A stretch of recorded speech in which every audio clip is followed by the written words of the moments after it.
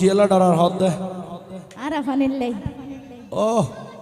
তোমার আফানিলে সংসার করে দেয় তোমার আফানির এই ম্যানেজ করানোর দায়িত্ব আর ওই সমস্যা দে একখানা ছুটি পাওয়া ফরত দে আচ্ছা কে আবই জনতা ব্যাংকের সরকারি চৌরি তো আবার তাল বেতালে আলিলে হিরে সফরত গিয়ে হইলে হবে দে